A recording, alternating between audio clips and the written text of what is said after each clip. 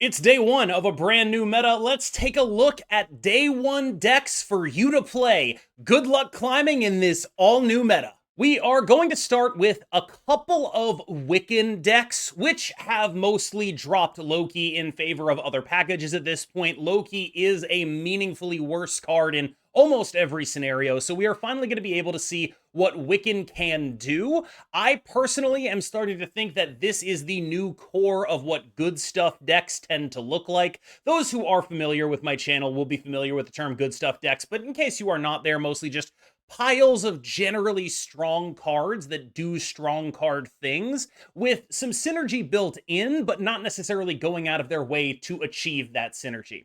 This deck is actually an example of a more synergy-focused good stuff deck. It's not like it's running bad cards, but there are cards that work in combination with the others. There is a major affliction sub-theme going on.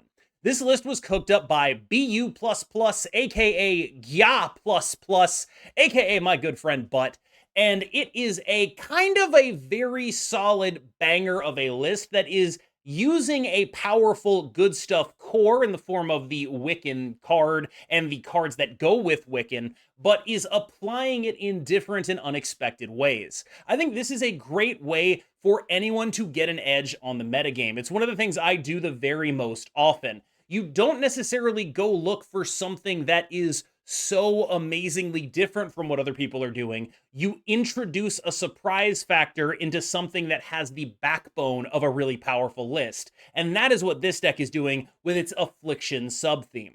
Between Luke Cage and Ajax and Man-Thing and Hazmat, they have no idea what your power distribution is going to be, and you can create all sorts of incredibly weird end states that are very difficult to play around.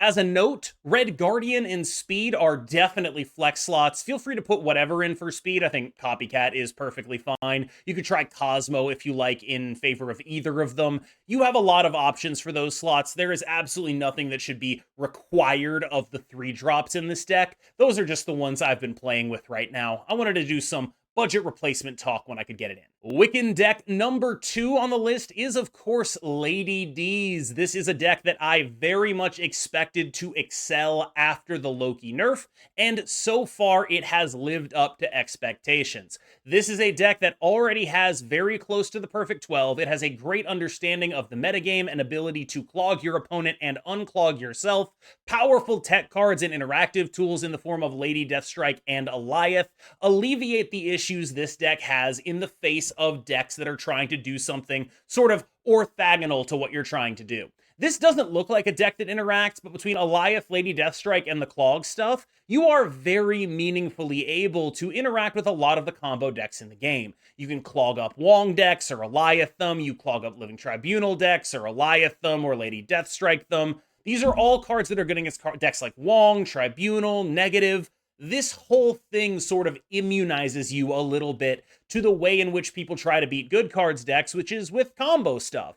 Because you are able to guarantee these 1 lanes and then Alioth something or blow up a really important synergy piece with a Lady Deathstrike, you are usually able to be in a dominant position in those matchups that are otherwise a bit of a miss for decks that are built just like this, where it's like, okay, well, I don't have Enchantress, I don't have Rogue. A lot of decks are just going to fold to the decks that are doing combo stuff with that. This deck has interaction on a different level and will be able to beat it most of the time. This is, to me, what I would consider just a baseline great deck. If you want to take any one deck away from this and say KM thinks this is the best deck, it would be this one with a possible nod to the one we just talked about. I got absolutely ruthlessly shenaniganed by this deck a bunch of the time, and it is a legitimate force in this metagame. You should be afraid of it. You should be aware of it. And one of the things that's dawning on me as I record this is just how many decks are like Ajax decks, sub-theme Clog, sub-theme get owned by Luke Cage, sub-theme get owned by Mobius. There's a lot of stuff happening in this metagame. I'm not sure I have a great handle on everything right now, but I will say that it does seem that at the top end of the metagame, there was a lot of Ajax, a lot of Luke Cage, and a lot of stuff that kind of gets obliterated by that. That is the sort of development right now at the top. That might not trickle down all the way. The more it doesn't trickle down, the better this deck is. Cheap Abominations, cheap Mockingbirds, Clog stuff. It has everything you need in order to bring your opponent to their knees. This is a very, very straightforward deck. You are clogging them up, you are playing very cheap dudes, and then you are playing very big Ajaxes. The key card in this deck actually is Hazmat. Hazmat is a card that gets used one of two ways, either ex post facto for an Ajax, or more commonly, earlier so you can get out an Abomination. You have the ability to put cards on your opponent's side of the board, so basically by the time it's turn 4 or so, you should be able to hit 5 things with that Hazmat, allowing you to have a free Abomination. Because you are almost never playing out High Evolutionary and there's no real other High Evo cards, Abomination catches people by surprise a lot of the time. Not that it's bad necessarily to play out High Evo. I think a lot of people will look at this and be like, oh, we're running a 4-6 for no reason. It's fine to play a 4-6. We're actually very much fine with that. It's not that much worse than a Wiccan deck in its fail state, and when it does what it needs to do, a 0-9 is arguably better than a Wiccan proc. So that's how I would think of High Evo in a list like this. There has been a bit of an uptick in destroy decks, people trying the new Attuma, and that is a worry for Zoo, but not a big enough of one that I have opted to put Kyera back in the deck. I've simply said, I'm going to take those L's, it is what it is. L to me, L plus ratio plus Killmonger plus all my 1-drops are dead. That'll happen some of the time. You have to, retreat and snap accordingly. However, I do think that generally speaking, you're going to get more value out of a deck like this. The Eternal Zoo conundrum is how much do you have to respect what your opponents are doing? Right now, so many of the great point decks have been put in a situation where Zoo can match them on points basically consistently. You're going to be in a spot where Zoo is able to output roughly the same amount of points as any of the best decks. Even a deck like Arishem is no longer in the scenario where it gets to just like free roll Lokis on you. It's so much worse to Loki a Zoo now than it was to Loki a Zoo just yesterday. Because of this, Zoo ends up in a spot where it has some natural predators in the form of the Clog decks, but there's more counterplay there than I think people think. One of the things Zoo is really able to do between Marvel Boy Khazar and Blue Marvel is accept the fact that they got clogged up in a lane very easily. And when you expect your opponent to clog you up, you can just put your cards there, read them correctly, and then you're going to be able to buff that lane with Khazar, buff that lane with Marvel Boy, buff that lane with Blue Marvel, and suddenly it's like they're down 10 in that lane and they have to like actually commit points to that lane to win it if they're down about double digits in it. And that dynamic is part of what keeps Zoo competitive at the highest level. One thing you will note is the presence of multiple moving 1-drops in here, Hydra Bob and Nightcrawler. I do not think Hydra Bob is a necessity to play Zoo. I think you could very easily replace her with Kate Bishop, or if you are super desperate, Martyr, or you could try to get the Kyera back in using that slot. Those, I think, are your major options for Hydra Bob. I am still a fan of the Scammed Man, and I don't really think much has changed for it. If anything has changed for Sandman, it has changed for the better.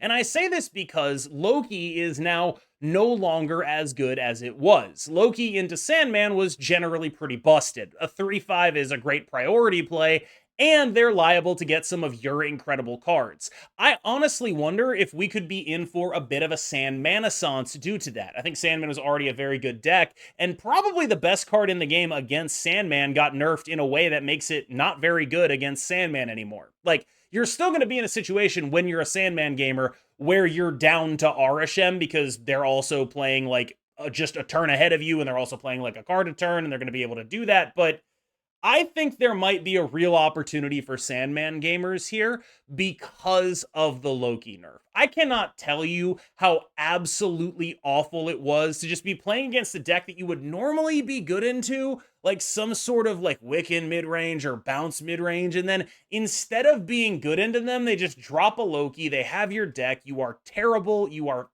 feel like a fool for even trying. The Loki Wiccan decks, I mean, like, they still have Wiccan as a nut draw that can bring them ahead of you. Playing a 6-drop into another 6-drop is a bad scenario for you, but it's way easier to work around that than it is to work around what their nut draw used to be, which was the card Loki into all the stuff you wanted to do ahead of schedule, and then you just mostly cry.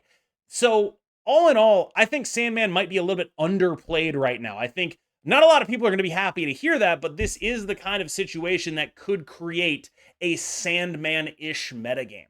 Now, in terms of the choices I've made in here, you don't have to make these choices.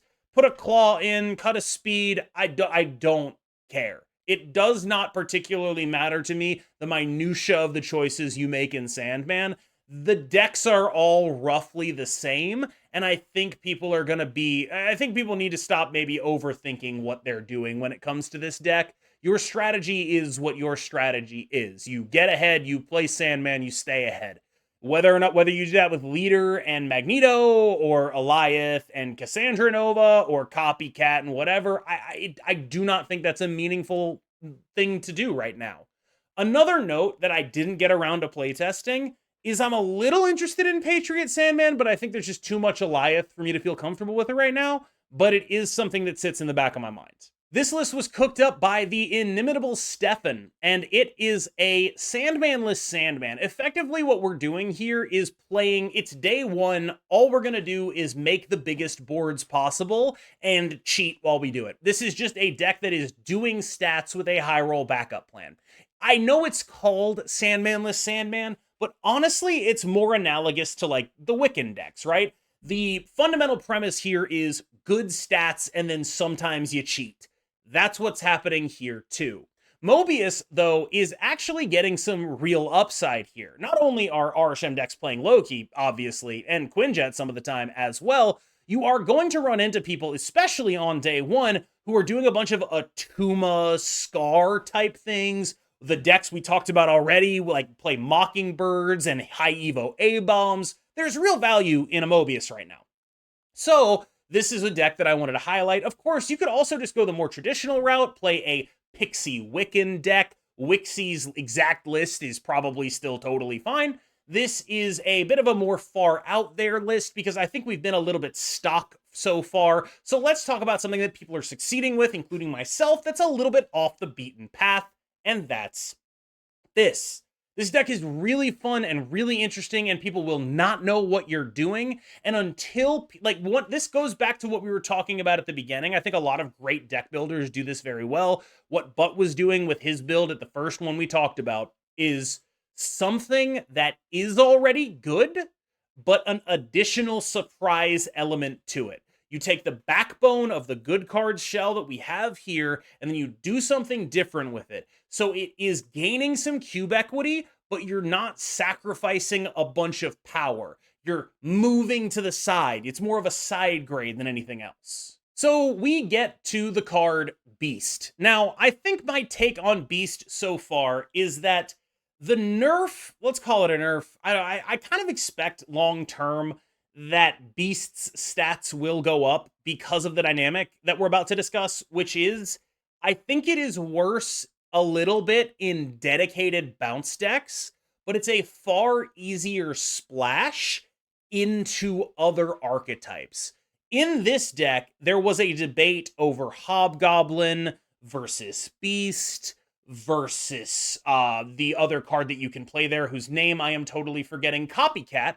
And so you end up with, in my opinion, a clear winner in the form of 3/5 Beast, who bridges between what Copycat was bringing and, of course, Beast itself. This is a card, or in this deck, there are a lot of situations where you are not really using all of your energy. We want to hold Dagger as long as we can. We want to hold a lot of these cards as long as we can. So there's a lot of like turn 4s, turn 3s, where we're not really doing everything we can. Beast now gives us actual stats and allows us to do interesting things with our cards on those turn 4s that we otherwise are not really filling up. Even turn 5s, not necessarily filling them up unless we have Ajax a lot of the time. In addition, as a Ravonna deck, you still have access to Sage into Beast on 5, which is a very powerful thing to do. Ravona goes a decent amount of the way towards allowing you to sort of have the upside of 3/5 Beast or the upside of the 5 points without the major downside of the 3 cost, because you are already cheating a little bit of energy here. I think Beast is a really good fit in this deck, and as a reminder, it plays out very much like a combo deck. The one thing you're going to want to remember is you should be holding your dagger as long as you possibly can. There are going to be situations where Beast allows you to play it out early. Outside of those situations, you should be holding that card extremely, extremely late. Imagine it as a card that scales off of your opponent playing cards.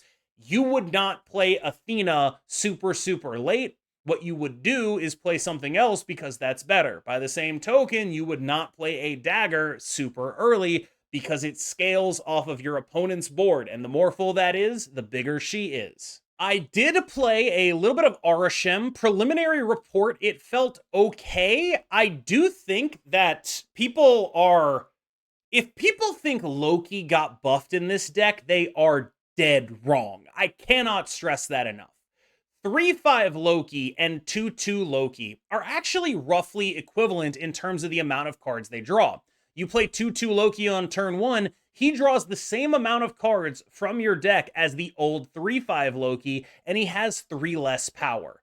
This is a really bad thing for you, because not only do you not have that extra card you're drawing out of your deck, you also have 3 less power as an Arishem gamer. I was trying out snapping Lokis, and I gotta tell you, it was pretty touch and go there when I was doing that. Like, I do not feel great about what I've done here. Now, I'm not sure this build is the perfect one. I think you could very easily try to cut Cassandra Nova. I think you could very easily make some other modifications. I wanted to start with something that I felt was familiar, and this is where I ended up. There are a lot more clunks in this deck right now, and frankly, I am sort of beginning to get towards the opinion that I'm not sure this deck is great anymore.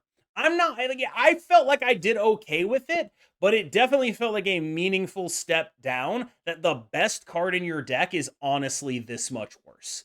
People who act like, oh, I got turn 1 Loki'd, that's the same as when I got turn 2 Loki'd last time or worse, it's not. Getting turn 1 Loki'd is a thing you can absolutely beat. In fact, the most important thing about turn 1 Lokis is, what are the other cards in your hand? Because if you draw badly out of a lot of decks that people are playing right now, like Destroy, like any number of these like synergy-based decks where you need certain cards to happen, you are gonna get screwed. It's a real thing. And so this deck is a lot weaker than it was in a real way. I expected 2/2 to be a nerf, but I didn't expect this. It feels really, really bad. Like, I'm not going to sit here and be like, it's not the best thing to do in this deck. It probably is. But I think we're kind of approaching the point where it's like, if that's the best thing to do in this deck, how playable does it remain? And I'm really interested to see that, because I feel like right now this is an extremely beatable deck. Even with this turn 1 Loki stuff, it's not as good as it used to be. Turn 1 Loki now is worse than turn 2 Loki a day ago, by a lot. Traditional bounce is still actually playable. I got this list from Barzy, who is a kind of bounce aficionado. You can do a lot with this. I believe this list is actually cooked up originally by Gnome. I don't think there's been any changes to that. Just a straightforward points and maneuverability list. I think there is some value in playing like this right now. What you'll notice is the Sasquatch here and the Clog sub-theme. A lot of that is because of Eliath. Eliath is a card that is in the Wiccan decks, it's in the Arishem decks. It's a very present card in this metagame, and you have to be aware of it. Being able to clog those decks up is really meaningful. Being able to drop like a giant 10-power dude into that Eliath is also really meaningful, because basically everything else in your entire deck does die to the card Eliath, and you can't always try to get priority against those decks. Sometimes you just got to be like, all right, I mean, they're playing a 10-power dude. I'll play a demon and Eliath. I'll play a demon and a Sasquatch and maybe something else. That's like 16 plus. I'm going to beat the Eliath. And because of that option, I think Sasquatch is actually a quite important piece of this deck. Now, you'll notice that Beast is, I will say he's probably a little bit worse in this list. I'm hesitant because Lord knows how I feel about 3 drops of 5 power, but this is a list that was very dedicated to what Beast could do, and fitting him in is a meaningful amount harder now, and that does negatively impact you. I think you're a little bit more telegraphed, a little bit more, you have to like wait a little bit longer and make more hard choices, basically. You are forced to make decisions that are not necessarily the decisions you want to make in order to get optimal value out of Beast. And I think that this also is, like, it's not necessarily a bad thing. Like, it's a fairly skill testing deck. Well, I can't really say anything else about that.